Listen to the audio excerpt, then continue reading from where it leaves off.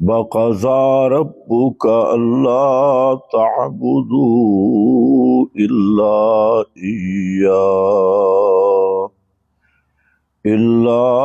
إِيَّاهُ وَبِالْوَالِدَيْنِ إِحْسَانًا سبحان ربك رب العزة عما يصفون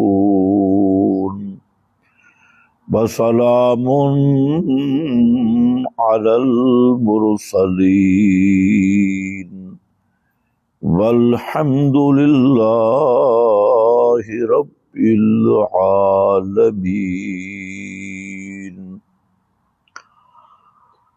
انتہائی قابل قدر بزرگوں اور بھائیوں،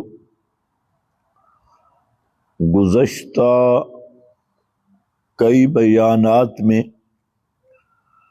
آپ حضرات کے سامنے اللہ تعالی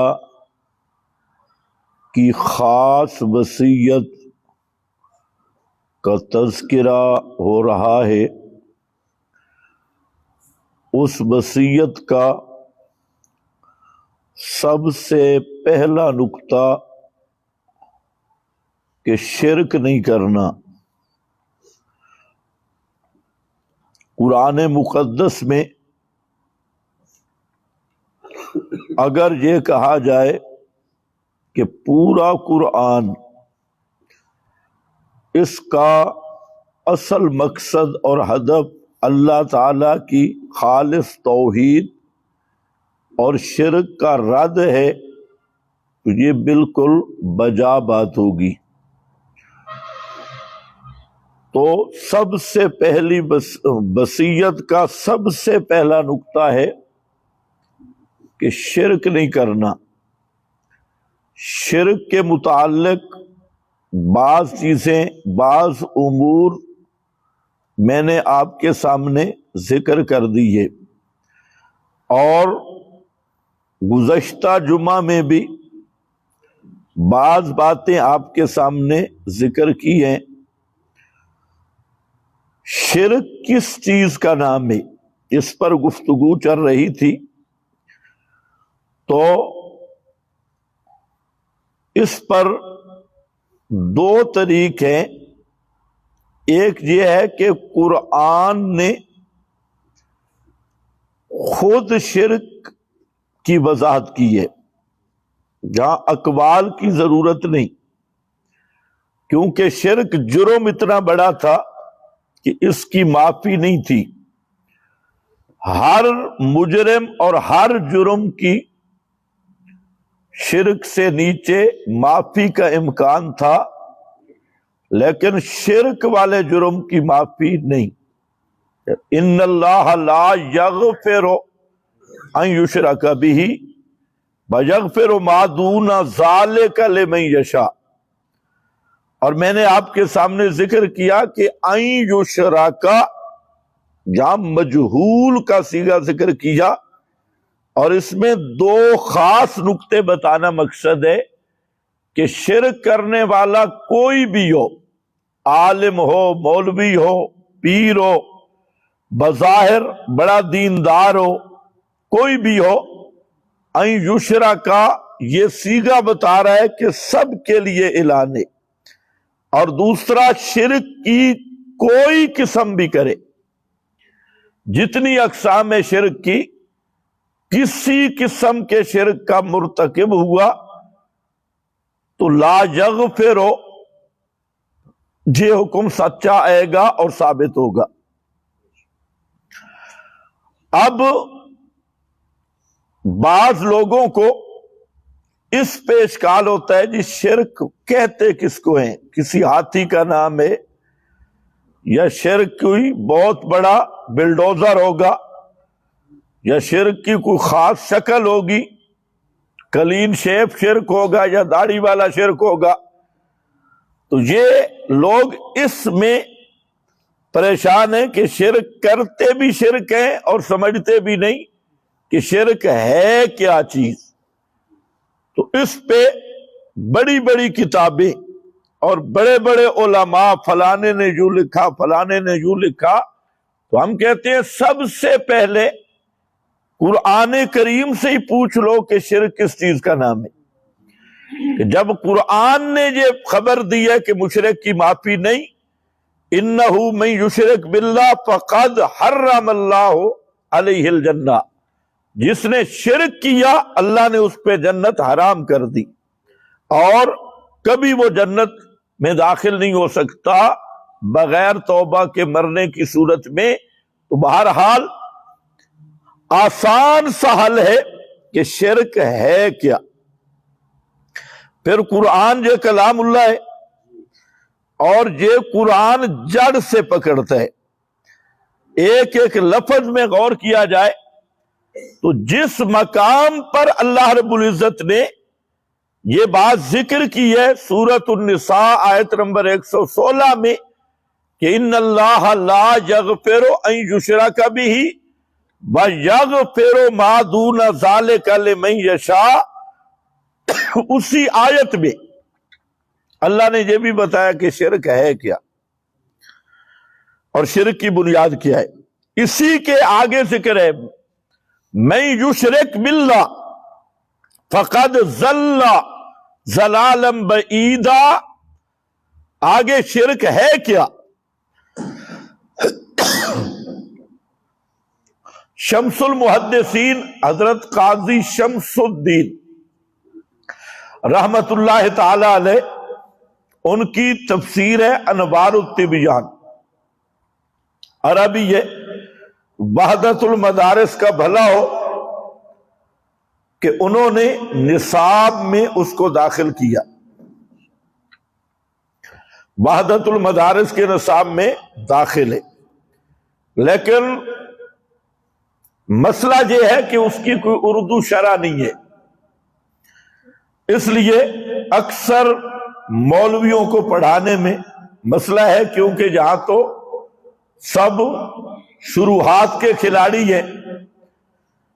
جلالین آسان تھی کہ اس کی ترجمہ بھی اردو میں تھا اور شروحات بھی تھی، تو بہرحال بہت زبردست تفسیر انوار الطبیان حضرت قاضی شمس الدین رحمت اللہ تعالی علیہ کی، اور اگر سچ بات کی جائے تو مدارک ابو سعود اور اس طرح کی جو بہترین تفاسیر ہیں اس سے بھی انوار الطبیان بہتر ہے، ہر لحاظ سے بہت زبردست تفسیر ہے، بشرطے کہ اس کو سمجھا جائے۔ ایک ایک جملہ اس کا بڑا قیمتی ہے۔ جہاں جب حضرت قاضی صاحب رحمت اللہ علیہ اس آیت پہ آئے تو بڑا عجیب جملہ لکھ گئے، فرماتے ہیں کہ اللہ نے فرمایا کہ شرک کی معافی نہیں ہوگی، اور آگے شرک کا مسئلہ بیان کیا کہ شرک کہتے کس کو ہے، شرک کی حقیقت بیان کی، اور وہ کیا؟ اِن یدعون الا اناثا، اِن یدعون من دونہ الا اناثا، شرک ہے مردوں کو پکارنا۔ اناث کا معنی 50 سے زائد مفسرین نے اموات سے کیا، اناث امواتا، پھر بعض نے امام رازی اور اس طرح کے بعض بڑے اجلہ مفسرین نے اس کی مناسبت بیان کی کہ اناث سے اموات کیوں مراد لیتے ہیں مفسرین، تو فرماتے ہیں کہ اس میں مناسبت وہ ذوف والا وصف ہے، جس طرح اناث میں ذوف ہے اسی طرح اموات میں بھی ذوف ہے، کمزوری ہے، اناث میں بھی کمزوری، اموات میں بھی کمزوری، تو اس کمزوری کو ظاہر کرنے کے لیے اس مقام پہ فرمایا اناسا، یعنی امواتا، اللہ کے سوا جن کو پکارتے ہیں وہ کون ہے؟ اناسا، وہ اناس سے اور اموات ہے۔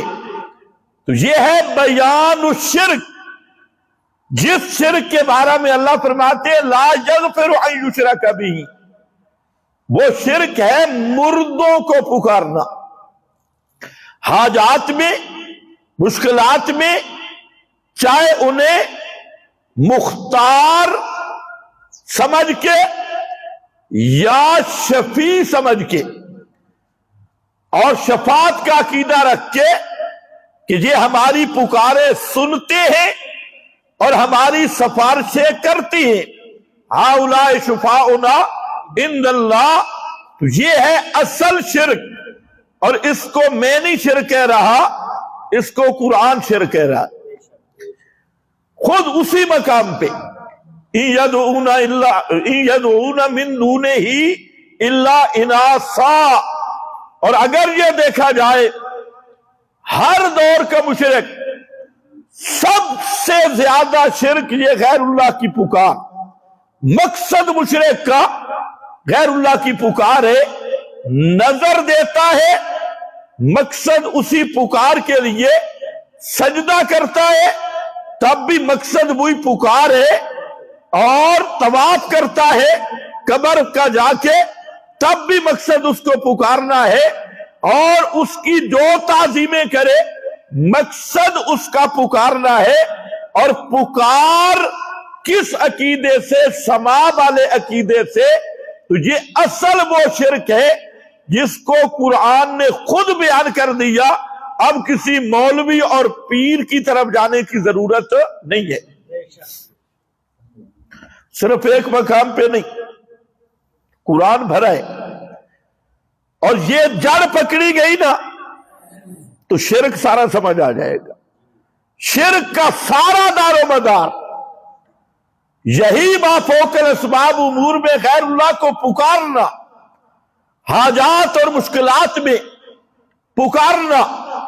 اگر یہ شرک کی جڑ پکڑی گئی تو نظر نیاز والا شرک بھی گیا، سجدے والا شرک بھی گیا، طواف والا شرک بھی گیا، اور علم غیب والا شرک بھی گیا، حاضر ناظر والا شرک بھی گیا، مختار کل والا شرک بھی گیا۔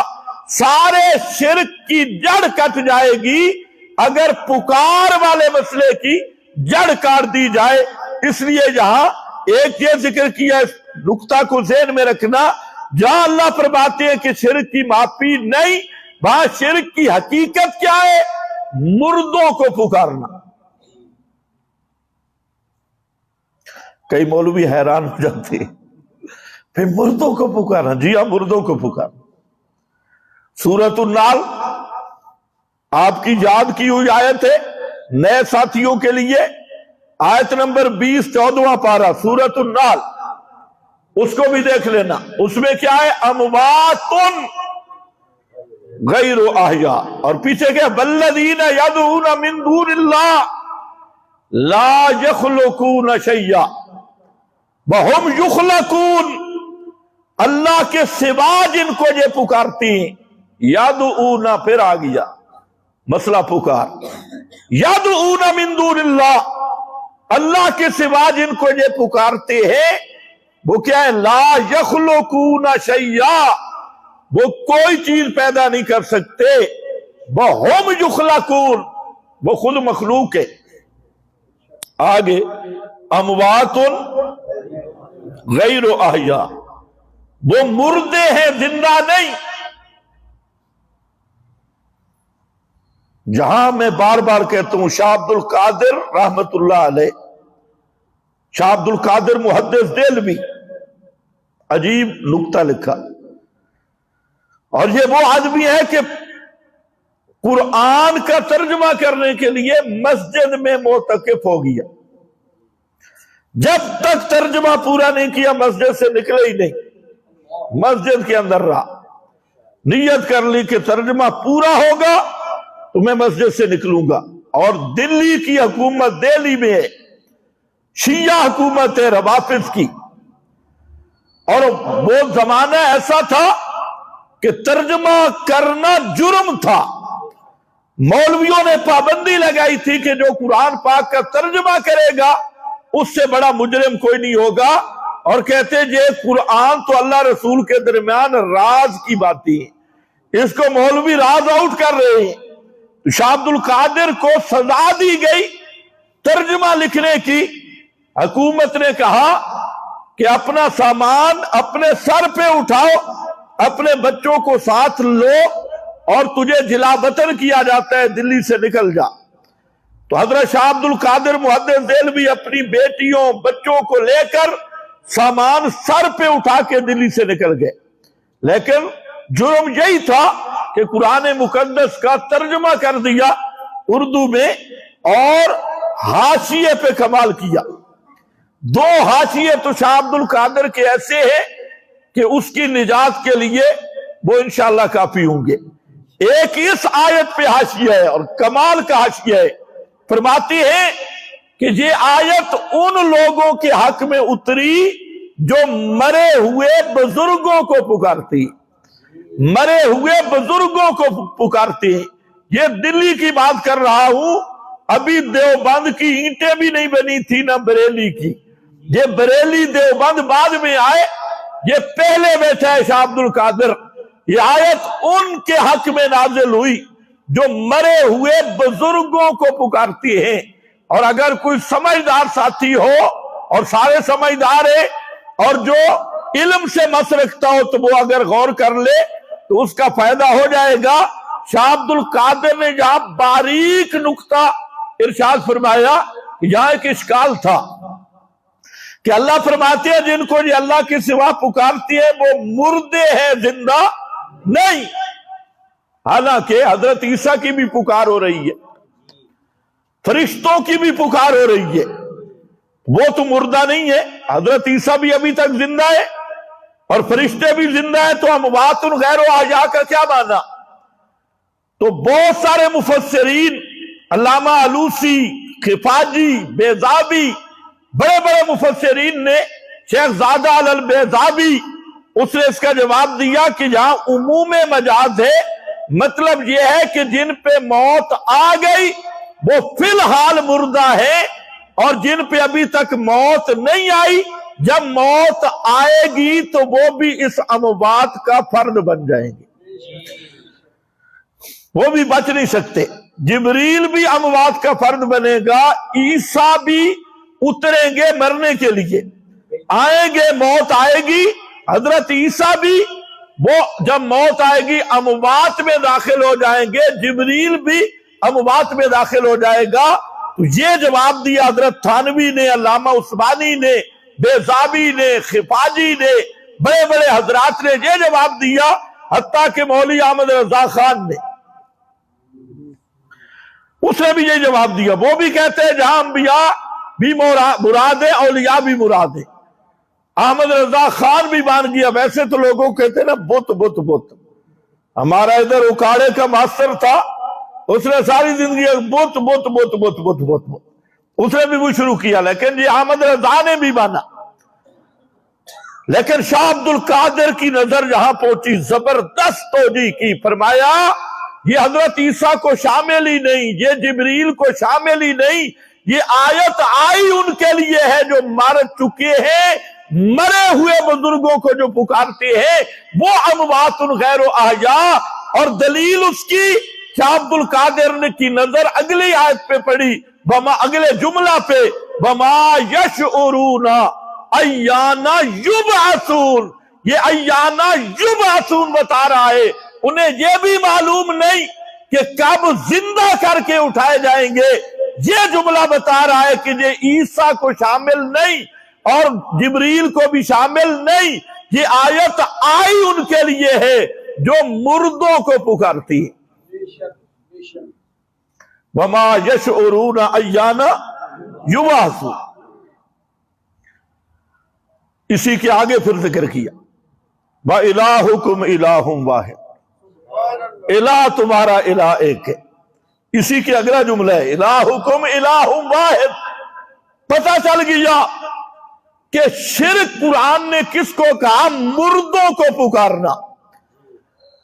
ما مضا، جو گزر گئے. یہی بات شاہ عبد القادر نے، یہی بات شاہ ولی اللہ نے، یہی بات شاہ عبد العزیز نے، یہی بات امام راضی نے، یہی ابو سعود نے، سب نے یہی بات کی کہ یہ کہاں جا کر کہتے تھے ہاؤلائے شفاؤنا عند اللہ، یہ کہاں کہتے ہمارا وسیلہ ہے ما نعبدہم الا لیقربونا الی اللہ زلفا، یہ کہاں کہتے کہ یہ بزرگوں کی قبروں پہ جا کے یا بزرگوں کی صورتیں بنا کے،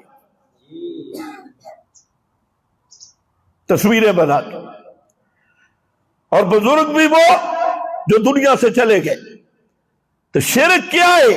شرک کے سینگ نہیں ہوتے، یا کوئی ہاتھی ہو یا زرافہ ہو، یا شرک کہ کوئی بڑا بڑا ایٹم بم ہو۔ مانوی لحاظ سے تو ایسا ایٹم بم ہے ہر عمل صالح کو برباد کر دیتا ہے، لیکن شرک یہی ہے مرے ہوئے بزرگوں کو جو شرک رائج ہے اور عام ہے اور عام رہا، وہ قبر والوں کو سننے کے عقیدے سے پکارنا، چاہے سفارشی سمجھ کے چاہے وسیلہ سمجھ کے ان کی پکار کرنا، اسی کا نام شرک ہے۔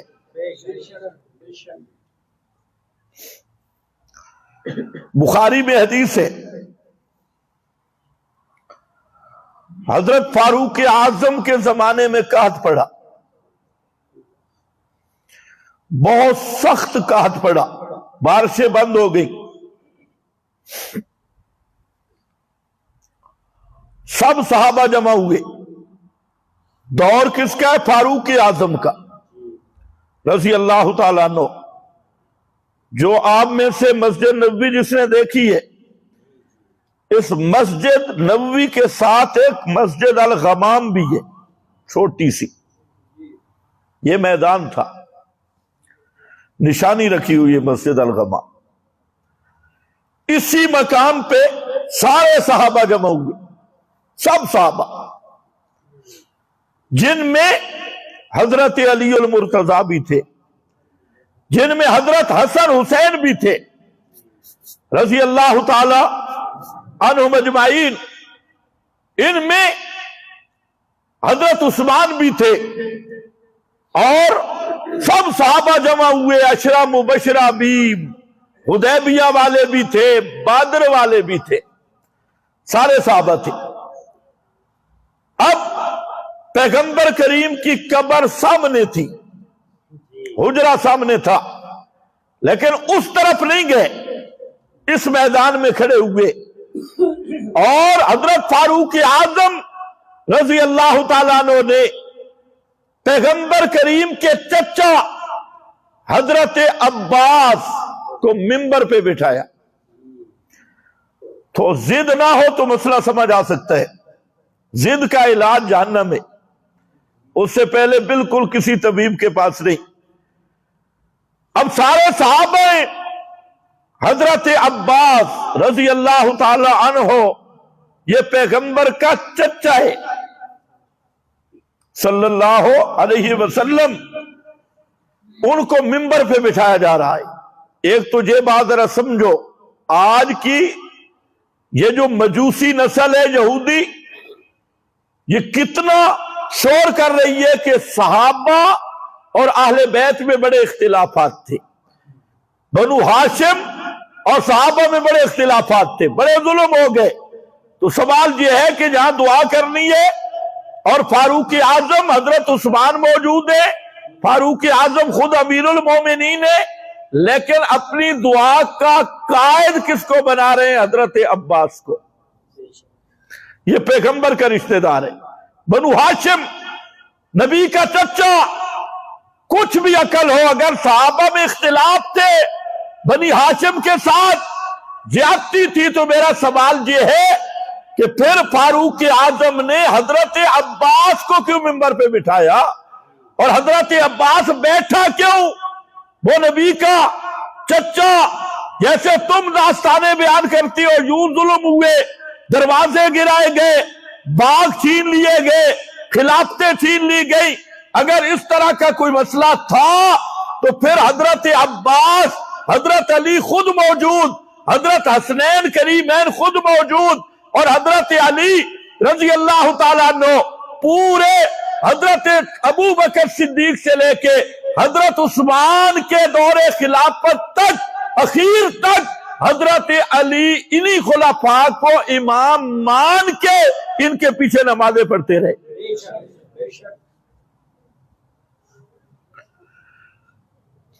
احتجاج تبرسی، اس کو وہ شیعہ مذہب والے کہتے ہیں متواتر روایات. احتجاج تبرسی اس میں صاف لکھا ہے کہ حضرت علی المرتضی ابو بکر صدیق کے پیچھے نمازیں پڑھتے تھے. ایمان سے بتاؤ، اگر حضرت علی رضی اللہ تعالیٰ عنہ معاذ اللہ ابو بکر صدیق کو مومن ہی نہ مانتے تو غیر مومن کو امام بنایا؟ فاروق اعظم کو امام بنایا، عثمان کو امام بنایا اور مومن بھی نہیں مانتے تھے؟ یعنی حضرت علی کو ایسا معاذ اللہ بزدل کر کے نقشہ پیش کرتے ہیں. اور علی وہ ہے جو خیبر میں نہیں جھکا، کسی کافر کے سامنے حضرت علی نہیں جھکا، اور بڑے بڑے ان کے پہلوان اور بڑے بڑے جنگجو وہ حضرت علی کو نہیں لرزا سکے. اور بے ایمانو، تم نے کیا نکالا ہے کہ حضرت علی ڈرتے رہے اور کچھ کیا نہیں؟ تو پھر یہ علی بہادر تو نہ ہوئے نا، پھر تو معاذ اللہ جو تم نقشہ پیش کر رہے ہو، یہ تو دنیا آج بھی ایسا کوئی برداشت نہیں کرے گا. کسی کی بیوی پہ ظلم ہو، گھر بیٹھ جائے گا. آج ایک مرلہ ہو تم نہیں چھوڑتے، کہاں کہاں پھرتے ہو، اور یہاں اتنے. تو یہ سب عجمی سازش مجوسی اور یہودیوں کی لگائی ہوئی آگ ہے. صحابہ کے بارے میں قرآن نے سچ کہا، رحماء بینہم، یہ سب آپس میں کھانڈ کھیر تھے. رحماء بینہم، آپس میں رحیم. اور قرآن کہتا ہے الف بین قلوبہم، ان کے دلوں کو میں اللہ نے خود جوڑا ہے. الف بین قلوبہم، اللہ خود کہتا ہے میں نے ان کے دلوں کو جوڑا. اور کیسے جوڑا؟ اصبحتم بنعمتہ اخوانا، میرے فضل سے تم اندر سے بھی بھائی بھائی بن گئے، ظاہر سے بھی بھائی بھائی بن گئے. اور اصبحتم بنعمتہ اخوانا، اس لیے سارے صحابہ کا دل ایک ہے، سب صحابہ. اور یہ چاہے وہ بنو ہاشم کے ہوں یا غیر بنی ہاشم ہوں، ان کے درمیان اختلاف اور جھگڑے کی داستانیں رقم کرنے والے یہ سب کذاب شیاطین یہود و نصارہ کی نسل ہو سکتی ہے، صحابہ کے دل آپس میں لڑ نہیں سکتے.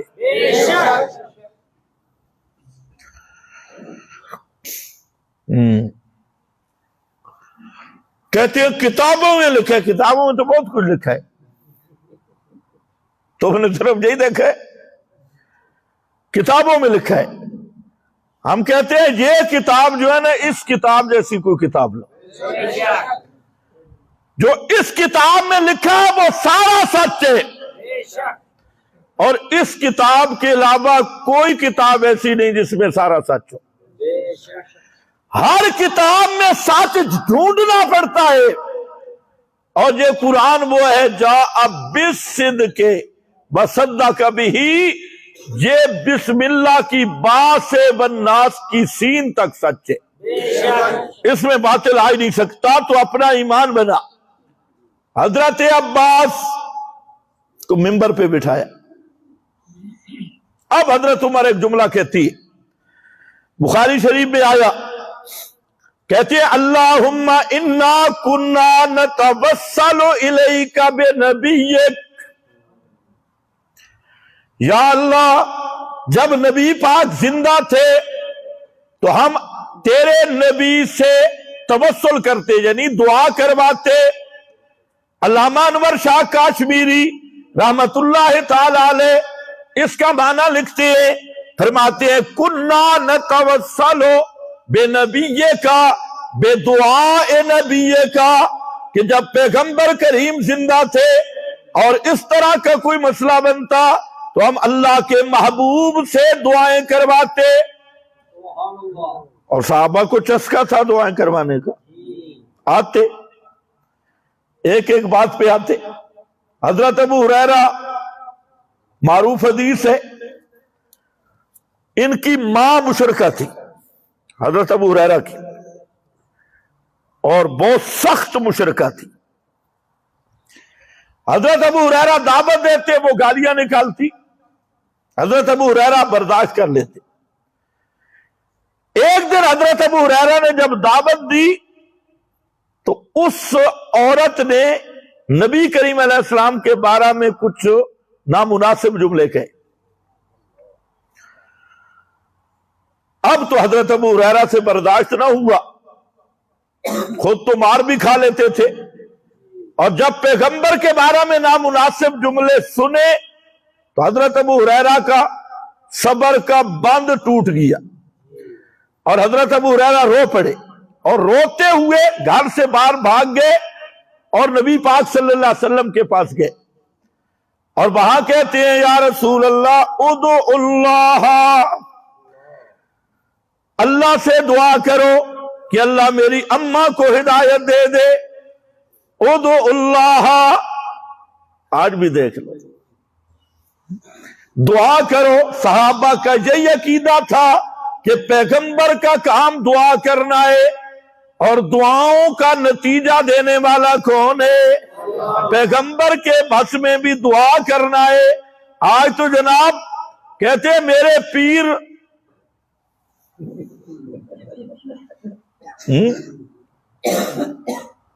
پہاڑ نو حلوہ بنا دیتا، حلوے نو پہاڑ بنا دیتا، 12 دھیاں نو 12 پتر بنا دیتا۔ کہ پیر بڑھیا آ گئی، پیر جے شیخ جیلانی کے پاس ہے، جھوٹے ہو، بڑھیا درمیان میں بڑھیا ڈالی ہوئی ہے، بڑھی آ گئی اور کہتی ہے میرا ایک بیٹا تھا وہ بھی مر گیا۔ تو پیر جیلانی نے کہا اچھا، پھر ابھی تک اسرائیل روحوں والا تھیلا لے کر تیسرے چوتھے آسمان پہ پہنچے تھے، پیچھے شیخ جیلانی نے تھپڑ مارا، تھیلا بھی گر گیا۔ پتہ نہیں 3.25 لاکھ آدمی زندہ ہو گیا، وہ روح لے کے جا رہا۔ تماشا نہیں بنایا کہ فلانا قبر میں گیا، یہ تقریریں ہو رہی ہیں ممبر پہ، قبر پہ گیا تو منکر نکیر آئے، منکر نکیر نے پوچھا من ربک، تیرا رب کون ہے؟ اس نے کہا میں عبد القادر جیلانی کا دھوبی ہوں۔ اس نے کہا من ربک، اس نے کہا چھوڑ من ربک، میں پیر عبد القادر جیلانی کا دھوبی ہوں۔ فرشتے پیر کا نام سن کے ڈر کے بھاگ گئے۔ یہ دین ہے، اس کو تم اسلام کہتے ہو؟ فلانی بڈھی آ گئی، اس نے کہا میری 12 بیٹیاں ہیں، بیٹا کوئی نہیں۔ تو پیر عبد القادر جیلانی نے لوح محفوظ کو دیکھا، جی وہاں تیرا بیٹا لکھا نہیں۔ اس نے کہا کہ اگر لکھا ہوتا تو تیرے پاس کیوں آتی؟ لکھا تو نہیں، تیرے پاس کیوں آتی؟ تو شیخ نے کہا چل تیرے جو 12 بیٹیاں تھیں نا ان کی جنس بدل چکی ہے، 12 بیٹے بن گئے، ان کو جا کے سنبھال۔ دوسری آئی، یہ کتابوں کی بات کر رہا ہوں، یہ تمہارا مذہب ہے۔ ان مذہبی درندوں نے پورے اسلام اور توحید کا نقشہ بدلا دیا۔ وہی مولانا حالی نے کہا تھا کہ وہ دین جس سے توحید پھیلی جہاں میں، وہ بدلا گیا آ کے ہندوستان میں۔ وہ دین جس سے توحید پھیلی جہاں میں، وہ بدلا گیا آ کے ہندوستان میں۔ یہ لوح محفوظ پہ تیرا بیٹا نہیں۔ تو پیر صاحب نے کہا پھر اپنی پیٹھ، اپنی کنڈ میری پیٹھ سے ملا کے رگڑ، میری پشت میں ایک بیٹا ہے وہ تجھے دے رہا ہوں۔ یہ نیا طریقہ ہے، پیٹھ پشت سے پشت ملا کے رگڑ۔ یہ ایمان سے بتاؤ پیر کی توہین ہے یا نہیں؟ اللہ والے ایسے ہوتے ہیں؟ حضرت عائشہ صدیقہ فرماتی ہیں کہ اللہ کی قسم، اللہ کے محبوب صلی اللہ علیہ وسلم نے پوری زندگی کسی غیر محرم کے ہاتھ کے ساتھ ہاتھ نہیں ملایا، پوری زندگی۔ اور یہ پیر ہے پوری کان رگڑی کھڑے بیٹا دینے کے لیے۔ یہ ہے بزرگوں کی توحید۔ یہاں پر ادعو اللہ، اللہ سے دعا کرو۔ اللہ سے دعا کرنا۔ پیغمبر کریم کے ہاتھ اٹھے اور صحابی کا نظریہ دیکھ، جب حضرت ابو ہریرہ نے دیکھا پیغمبر کریم دعا کر رہے ہیں تو دوڑ لگائی دروازے کی طرف، گھر آیا، کہتے ہیں مجھے پانی گرنے کی آواز محسوس ہوئی، دروازہ بند تھا، میں نے جب دروازہ کھٹکھٹایا امی سمجھ گئی اور مجھے کہتی ہیں ابو ہریرہ رک جا، ٹھہر جا، میں ٹھہر گیا، جب آیا تو میری امی جان غسل کر کے اور نئے کپڑے پہن کے اور اوڑھنی کر کے اور مجھے دیکھ کر کہتی ہے اشہد اللہ الہ الا اللہ، یہ ہے کنا نتوسل الیک بنبیک، اللہ جب تیرا نبی زندہ تھا ہم بارش کی دعا ہوتی اور کوئی مسئلہ ہوتا تیرے نبی سے دعائیں کرواتے۔ اسی بخاری شریف میں ہے، یہ آپ کو تو سمجھ آ گیا، مولویوں کو سمجھا رہا ہوں، نتوسلو کا کیا معنی ہے، جہاں توسل کون سا ہے، یہ نہیں کہ اللہ نبی دا واسطہ ہی، فلانے دا واسطہ ہی، فلانے دا صدقہ، یہ توسل نہیں، توسل ہے دعا کروانا۔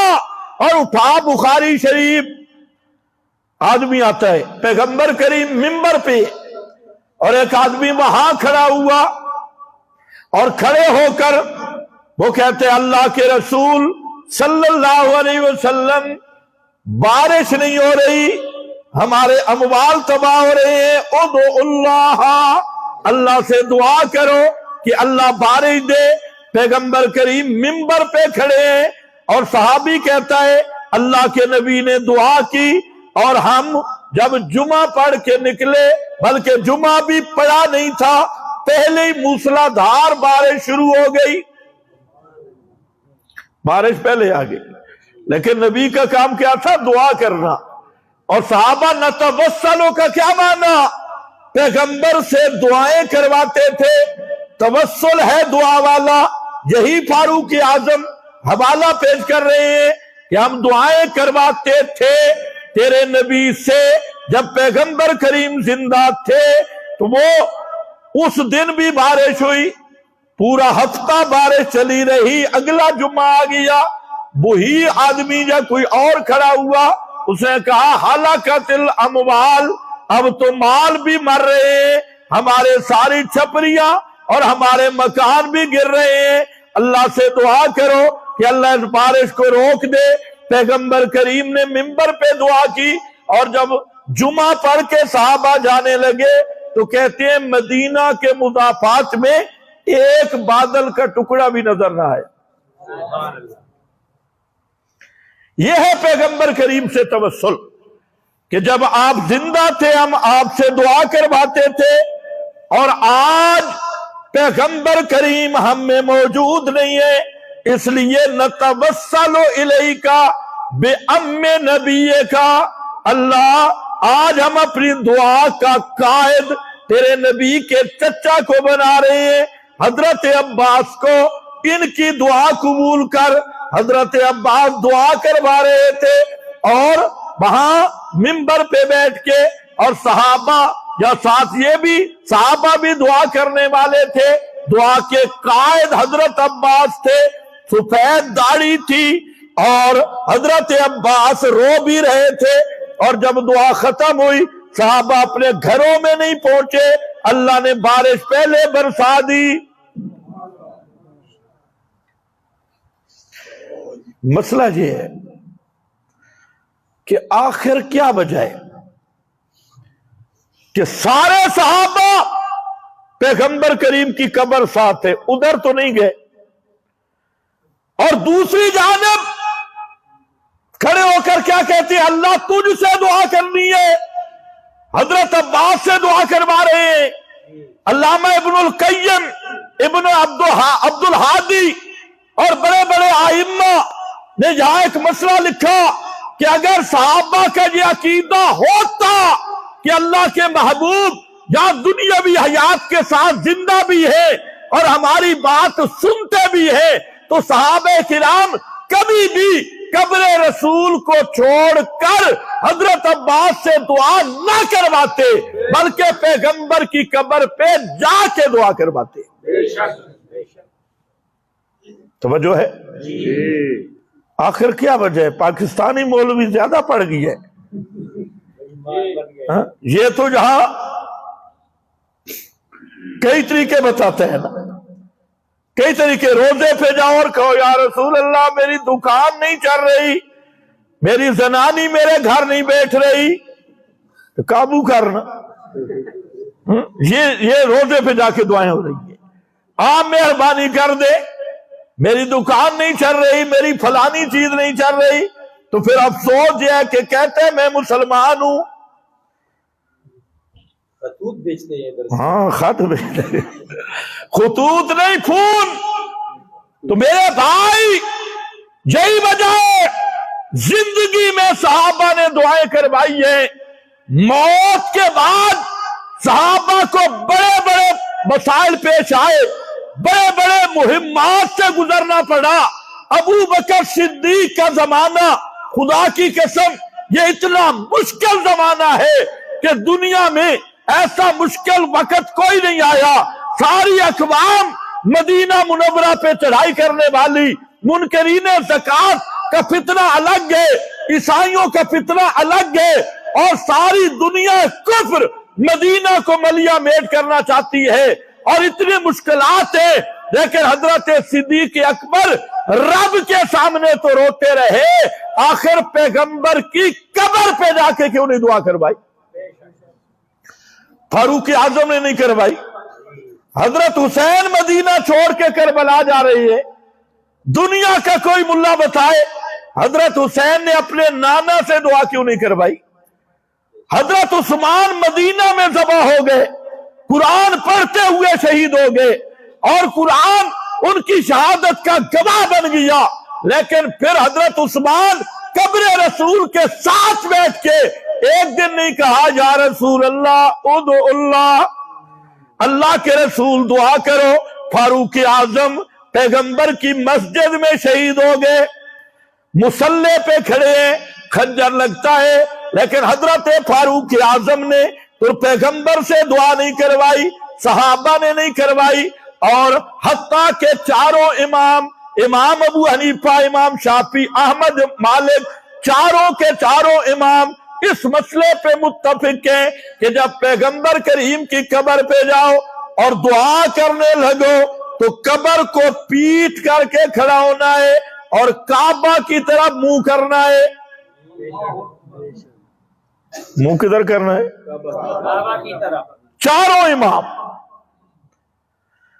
اور تمہارے امام نے تو اور بھی خطرناک بات کی ہے، امام ابو حنیفہ نے۔ امام ابو حنیفہ تو کہتے ہیں سلام کے وقت بھی منہ کعبہ کی طرف کرنا۔ آخر کیا مسئلہ ہے؟ ان اماموں کو بات سمجھ نہیں آئی۔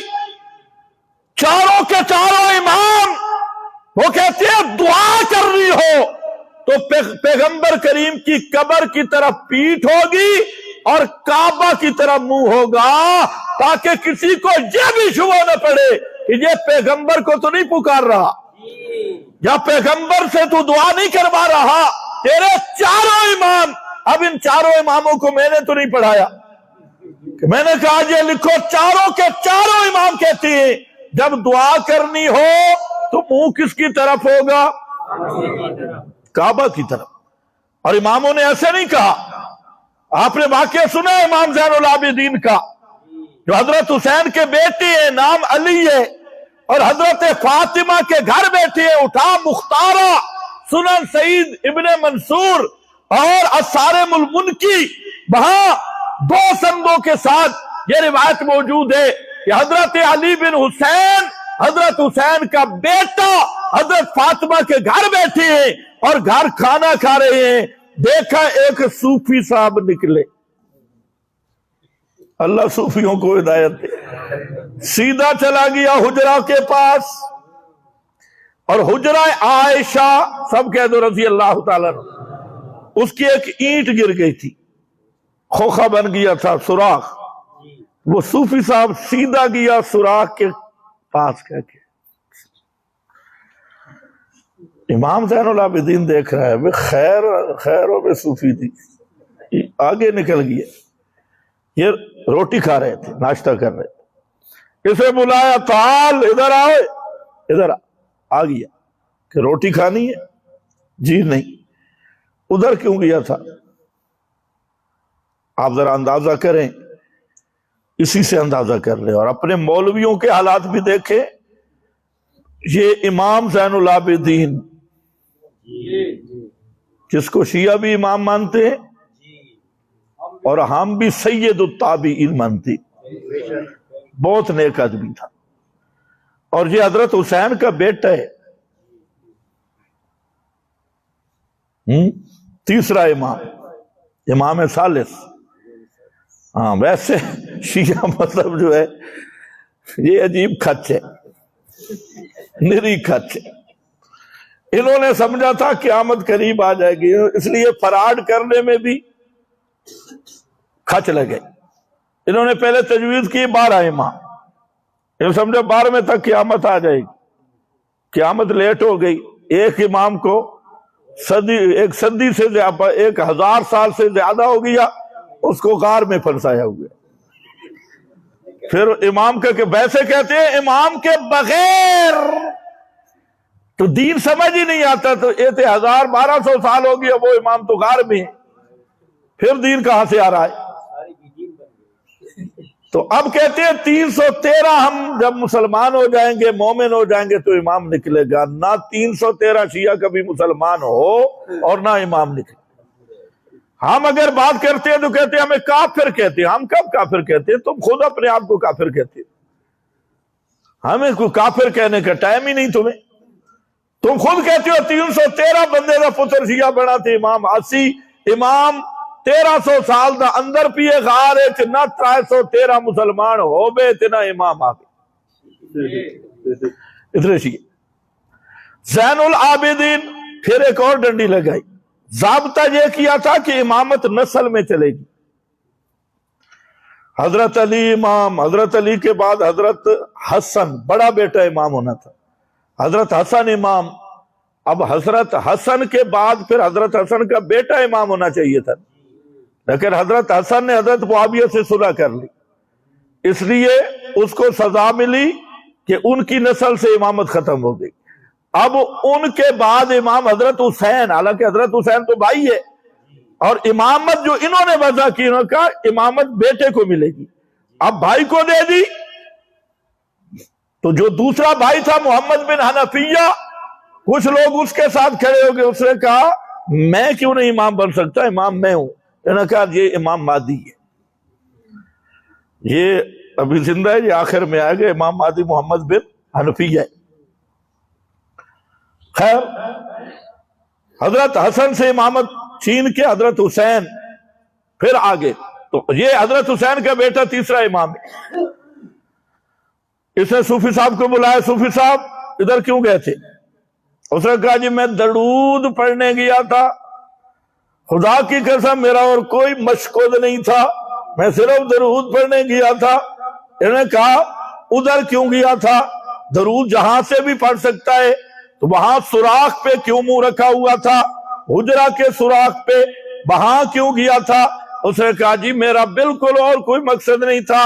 تو فرمایا سن، میں تجھے وہ حدیث بتاتا ہوں جو میرے ابا حسین نے مجھے بتایا، اور میرے ابا حسین کو ان کے ابا علی نے بتایا، اور ان کے ابا علی کو پیغمبر کریم محمد مصطفیٰ صلی اللہ علیہ وسلم نے بتلائی ہے۔ سند بھی سن لے، حدثنی ابی قال حدثنی جدی، حدثنی ابی، ان کے دادا ان کے ابی، وہ پوری سند بیان کر کے فرماتے ہیں اللہ کے محبوب نے فرمایا لا تجعلوا قبری عیدا، میری قبر پہ جم گھٹا نہ کرنا، رش نہ کرنا، لا تجعلوا قبری عیدا، میری قبر پہ کٹھے میلہ نہ بنانا اور اجتماع نہ کرنا، صلو علیہ، درود مجھ پہ پڑھتے رہنا، ان صلاتکم تو بلغنی حیث کنتم، جہاں پر بھی تم ہوگے یہ درود اللہ سے دعائے اور یہ قبول دعائے یہ میرے حق میں قبول ہوتی رہے گی اور درود پہنچایا جائے گا۔ پہنچانے کا مقصد کیا ہے؟ لفظ نہیں، صوت نہیں، یہ درود جو مقبول دعا ہے اس کا جو ثواب ہوگا وہ اللہ مجھ تک پہنچا دے گا۔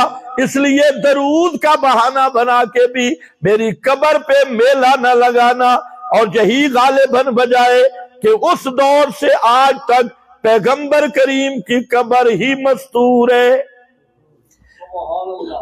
یہ جو جاتے ہیں مسجد میں تو رش کرتے ہیں، پیغمبر کریم کی قبر تک کوئی بھی نہیں پہنچ سکتا۔ 5 دیواروں میں اللہ نے چھپا دیے تاکہ میلہ گاہ نہ بنے۔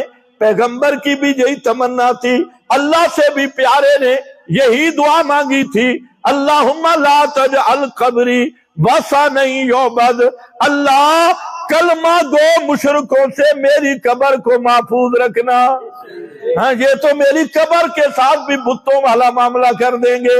وثنا یعبد، آج بھی وہاں شرطے کھڑے ہوئے ہیں، اگرچہ ان کے بادشاہ میں تو غیرت اسلامی نہیں رہی، بادشاہ تو بے غیرت بن گئے، لیکن شرطے آج بھی تو کھڑے ہیں ڈنڈے اٹھا کے۔ کوئی کلمہ گو مشرک جاتا ہے یضربون وجوہہم وادبارہم، ہاں پورا مصداق بنا دیتے ہیں، یضربون وجوہہم وادبارہم، آج بھی وہی دعا کھڑی ہے۔ تو میں عرض کر رہا تھا میرا بھائی، شرک قرآن کس کو کہہ رہا ہے؟ مردوں کو سننے کا عقیدہ رکھ کے پکارنا یہی شرک ہے، اسی کا نام شرک ہے۔ شرک کے سینگ نہیں ہوتے۔ اور سورہ جن اٹھا لے، وہاں پر بھی فرمایا قل انما ادعو ربی، قل انما ادعو ربی، میرے محبوب اعلان کر دو انما ادعو ربی، میں اپنی ہر حاجت اور مشکل میں صرف اپنے رب کو پکارتا ہوں۔ اور اگلا جملہ کیا ہے؟ بلا اشرک بہ، سارے پڑھو، بلا اشرک بہ، بلا اشرک بہ، بلا اشرک بہ، یہ کیا معنی ہوا؟ ادعو ربی، میں تو پکارتا ہوں اپنے رب کو، لا ادعو غیرہ، یوں آنا چاہیے تھا اللہ کے سوا میں کسی کو نہیں پکارتا، لیکن اللہ نے جملہ منتخب کیا انما ادعو ربی بلا اشرک بہ احدا۔ اس آیت نے بھی فیصلہ کر دیا کہ پکار صرف اللہ کا حق ہے، کسی نبی کو پکارے، کسی ولی کو پکارے، کسی فرشتے کو پکارے، حتیٰ کہ محمد مصطفیٰ کے روزے پہ جا کے عادتاً سننے کا عقیدہ بنا کے پکارے، اللہ کی قسم اسی کا نام شرک ہے۔ مشرک بھی یہی شرک ہے، قرآن اسی کو شرک کہہ رہا ہے۔ اور اسی لیے بار بار ہم آیت سناتے ہیں، اس لیے کہ اب تمہارے اشاعتی بھی ایتے بھول گئے، آدھی آدھی سنانا شروع کر دی ہے، کیونکہ ووٹوں اور الیکشن کا سیزن آ رہا ہے، اور پھر اسی طاغوت کی عبادت مل جل کے کرنی ہے۔